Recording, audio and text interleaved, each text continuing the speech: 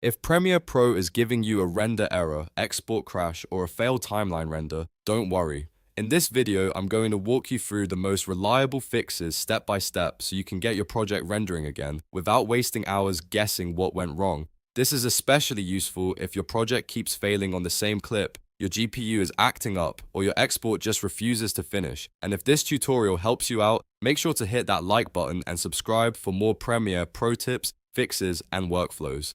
First, let's start with the most common fix, switching to software encoding. In Premiere Pro, go up to File, then Project Settings, then General. Look for the renderer option and change it from your GPU-based setting to Mercury Playback Engine software only. This tells Premiere to stop relying on the graphics card for rendering and use the CPU instead.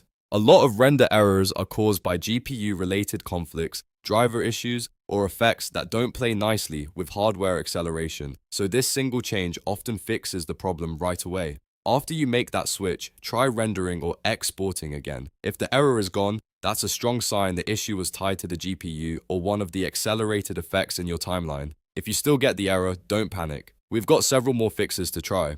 Next, let's clear the media cache. Cached files can become corrupted over time, and when that happens, Premiere Pro can start behaving strangely, especially during rendering and exporting.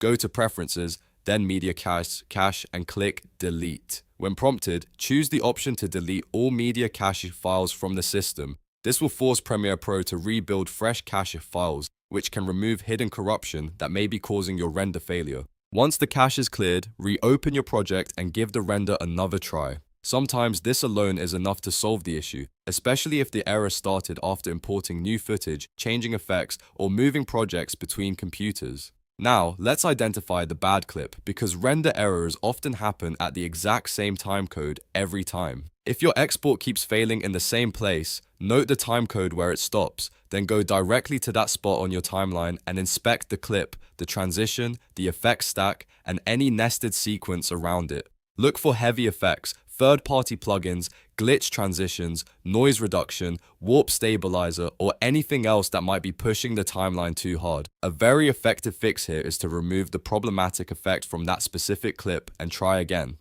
If you don't want to remove it completely, you can also try render and replace on that clip.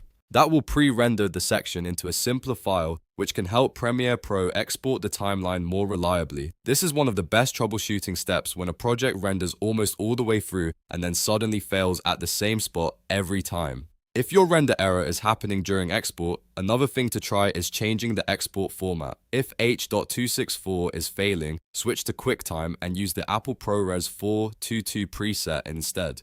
ProRes is much more stable for intermediate exports and can help you get a successful file out of Premiere even when H.264 keeps crashing. Once you have the ProRes file, you can always convert it back to MP4 later if you need a smaller upload-friendly format. This is a great workaround for difficult projects, especially if your sequence includes lots of effects, nested sequences, color grading, or mixed frame rates. Sometimes the issue isn't the edit itself, it's just the codec being too demanding for the current setup. If none of that works, the next step is to reset Premiere Pro preferences. Over time, preferences can get corrupted or carry over bad settings that affect rendering performance. To reset them, close Premiere Pro completely, then relaunch it while holding Alt on Windows or Option on Mac. Keep holding the key during startup until the app resets to its factory state. This can clear out hidden configuration problems and restore stability. After resetting preferences, open your project again and test the render or export. You may need to reconfigure a few settings afterward, but this is often worth it if Premiere has been crashing repeatedly or behaving inconsistently. Now let's check disk space, because sometimes the problem isn't Premiere at all, it's your storage. Make sure the destination drive where you're exporting has at least double the space of the estimated file size. For example, if your export is expected to be 10 GB, you should ideally have at least 20 GB free. Premiere Pro needs enough temporary room to write files during export, and running low on space can absolutely trigger render errors or failed exports. Also, make sure the drive is healthy and not nearly full. If possible, export to a fast internal drive instead of an overloaded external drive, especially if you're working with high-resolution footage or long-form timelines. Finally, update your GPU drivers. If you're using NVIDIA or AMD, make sure your drivers are fully updated and compatible with the current Premiere Pro version and the 2026 software architecture.